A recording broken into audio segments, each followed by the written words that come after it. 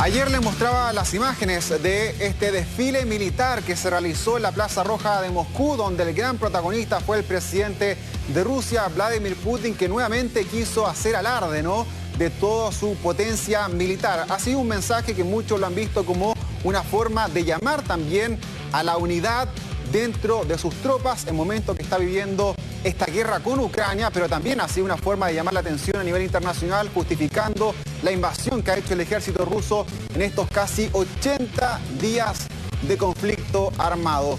¿Cómo se ha visto la imagen de Vladimir Putin? ¿Está mayor? ¿Se ha visto deteriorada en estos últimos días? ¿Qué simbolismo traemos después de este gran desfile? Se lo queremos preguntar a Pablo Cabrera, investigador de la Universidad Católica y también ex embajador de Chile en Rusia y en Ucrania. Pablo, muchas gracias por estar aquí en Mundo Plus. Gusto saludar, Pablo, encantado de estar con ustedes. Muchas gracias igualmente. Bueno, la pregunta está abierta. En estos casi 80 días de guerra en Ucrania, con lo que vimos ayer con este desfile militar, donde nuevamente vimos tanques, aviones, misiles, quizás material nuclear, ¿cómo ha visto usted a Vladimir Putin? ¿Cree que esta guerra lo ha fortalecido o más bien lo ha debilitado en el contexto internacional y también dentro de su país? Depende de dónde lo mires, porque si lo miras del mundo de Rusia interno, está muy fortalecido, porque las últimas encuestas de Rusia interna han subido los apoyos a presidente Putin hasta casi un 80% en algunos sectores de la población, pero a nivel mundial, obviamente que su figura viene en declive desde hace mucho tiempo. Está bastante aislado en cuanto a figura internacional y en cuanto a sus relaciones con dignatarios de otros estados y en cuanto a la imagen que tiene como gobernante. Así que eso primero. Segundo, yo creo que en el desfile de ayer, efectivamente, él trata es un mensaje más interno que externo.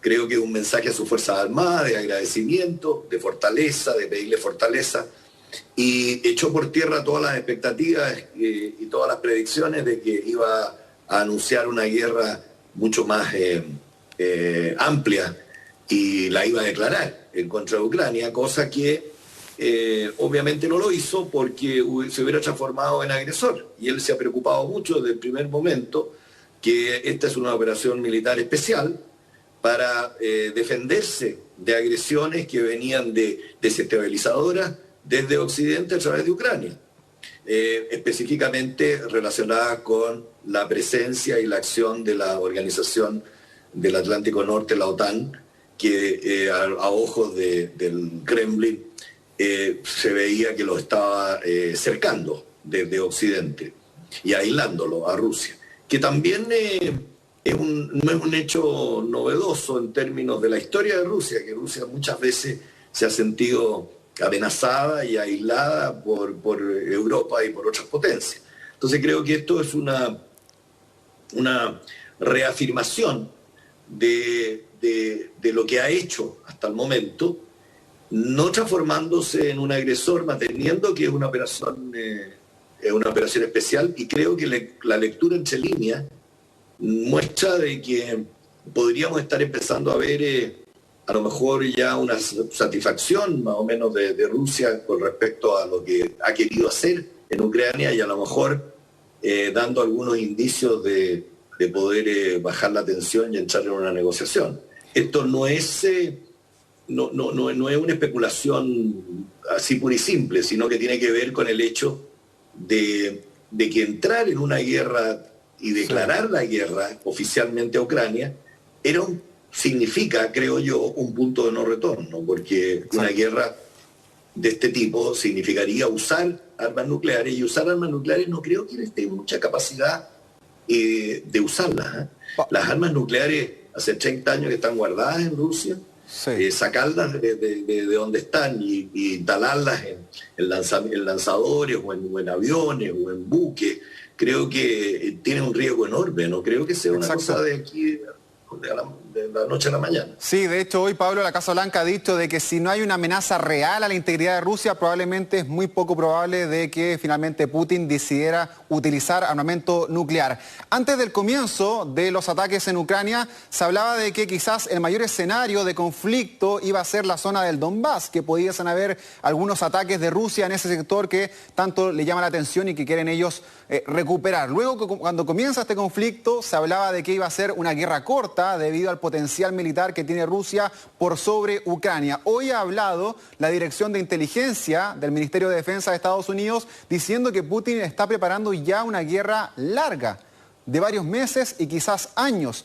¿Cómo ve usted esto para Rusia? ¿Finalmente podría ayudar una guerra larga a Vladimir Putin o él sencillamente está buscando todavía que esto acabe lo más pronto posible? Porque quizás las consecuencias podrían ser mucho más perjudiciales si este conflicto se alarga mucho más. Mira, este tema de las declaraciones de la inteligencia y de las autoridades americanas confirman que este es un conflicto que no solo atañe a Ucrania y a Rusia, y hay tantas contradicciones en eso. Un día dice que es Ucrania y Rusia, otro día dice que es con Occidente, otro día que no es con Occidente, que es con Europa y que no es con Estados Unidos. Yo creo que aquí lo que vale es qué es lo que están dispuestos, o lo que valdría, más bien, lo que estarían dispuestos a hacer Rusia y Ucrania. A mí me llama mucho la atención que hace 3 o 4 días atrás el presidente ucraniano dio también unas señales de entrar en una negociación cuando habló de que Crimea no era lo más importante, sino que no podría ser el punto del taco como para avanzar en una negociación, y inmediatamente el jefe de la OTAN no alcanzó a responder Rusia cuando respondió el jefe de la OTAN. Entonces estamos en un conflicto bastante más universal, y creo que una guerra larga es mala para todos. A mí me llama mucho la atención que esta guerra es una guerra de informaciones, lo mismo las preguntas que me has hecho están dadas según las informaciones de los servicios de inteligencia de uno u otro país, y que al final del día tenemos que ver que la paz es lo más importante.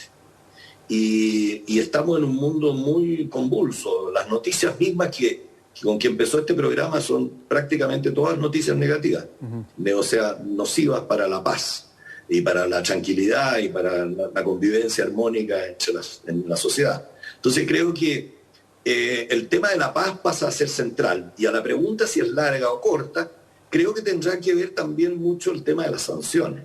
Las sanciones están golpeando a los países de a poco, y no estamos ni siquiera nosotros excluidos del impacto de las sanciones.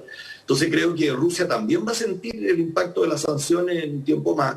Ha preparado un colchón importante para resistir, que no creo que sea más de 6 meses por el precio del petróleo, pero ahora con las nuevas iniciativas de ponerle coto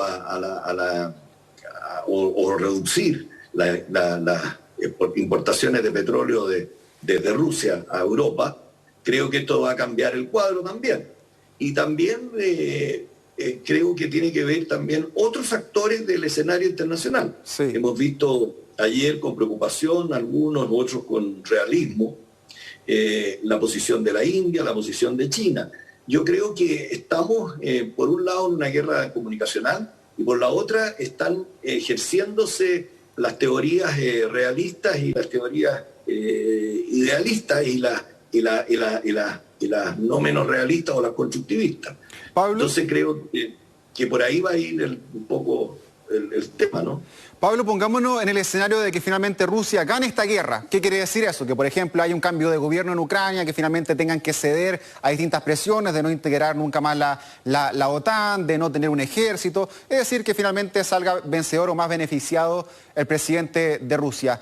¿Usted cree que esto podría traer réditos internacionales para Vladimir Putin? ¿Podría posicionarse Rusia más como una potencia internacional? No quizás como el tiempo de la Guerra Fría con la Unión Soviética, pero mantener un liderazgo dentro del orden mundial, ¿o cree que el aislacionismo que está viviendo también por parte de las potencias de distintos países del mundo la va a dejar en el lugar en el cual sigue hoy? Déjame ponerlo de otra perspectiva. Yo creo que en esta guerra ya no hay ni vencedores ni vencidos. Yo creo que en esta guerra hemos perdido todo. Este es un retroceso enorme a lo que era el escenario mundial y hacia dónde caminábamos. Pienso que que cualquiera sea el resultado, la agenda internacional va a ser distinta, que la actividad o el respeto que le tengan al presidente de Rusia, eso es otra cosa. Siempre cuando Rusia ha estado involucrado en una crisis grande, donde ellos han sido actores, después de un par de años cambian a los líderes. Yo creo que esta es una guerra de perdedores. Yo no veo más allá del término de la guerra a un Putin sobreviviendo muchos años al mando de la Federación de Rusia. Creo que esto se basa en hechos concretos y en hechos históricos. Veamos lo que fue la crisis de los misiles en el año 62 entre la Unión Soviética y Rusia, que fue mucho más dramática que esta. En términos, ya iban en camino los misiles a instalarse en Cuba, y después de que se logró disolver o disuadir a esta instalación de parte del presidente de los Estados Unidos, a los 2 años o al año y medio más salió el jefe del Kremlin, que era Nikita Khrushchev. Después de las invasiones en Europa del Este y después de la invasión de Afganistán, más recientemente en los años 80, 2 años después el líder salía y se cambiaba. Yo creo que eso es una lógica, está dentro de la lógica y de la manera de ejercer la política y de hacer la política cuando una guerra ha involucrado a un país como Rusia, que además señalan que son guerras defensivas o preventivas, que antes las castigaban desde la perspectiva de ellos si eran promovidas por los Estados Unidos, que era en el mundo bipolar. Cuando estábamos transitando a un mundo multipolar, aparece esto, cuando el foco estaba en el Indo-Pacífico. Por eso yo hablé de los otros actores que también tienen que decir algo respecto a este conflicto y que van a sentir el tema de las sanciones, porque en los temas de importación, mire, no solo las sanciones, hablemos de una cosa básica, el pan. Yo he visto que hay ya crisis en algunos países por el precio del trigo. Esto de Odessa no es baladí. Odessa ahí se puede echar a perder incluso el trigo que hay en buques para las exportaciones de Ucrania hacia el mundo, principalmente del Asia, los países que están y del Medio Oriente que están sintiendo la no llegada de trigo. Mira lo que está sucediendo en Sri Lanka, hay un mal gobierno también, pero también hay crisis económica por este tipo. Egipto está trabajando el tema con Arabia Saudita para buscar paliativos a esta situación. Depende, el 80% de su producción de alimentos depende de Ucrania, del trigo ucraniano. Entonces, veamos el cuadro general y veamos lo que está pasando y dónde vendrán las presiones de la diplomacia. Por eso yo digo, mejor escalemos en la diplomacia y desescalemos en la guerra y con la afrontación. Bien. Y creo que Putin podrá pensar eso también, ¿no? Bien, Pablo Cabrera, lamentablemente se nos acabó el tiempo, pero a toda la gente que nos está mirando recomiendo una columna que usted sacó esta semana ahí en El Mostrador, donde habla justamente de la importancia de la diplomacia y la paz en estos momentos, y también un detalle que usted decía muy importante, las 2 principales países con más población del mundo, China y la India, que también podrían jugar un rol bastante relevante en medio de esta crisis. Muchas gracias, que esté muy bien, un abrazo. Y gracias a ti, Pablo. Gusto saludarte. Bien, cambiamos de tema y vamos a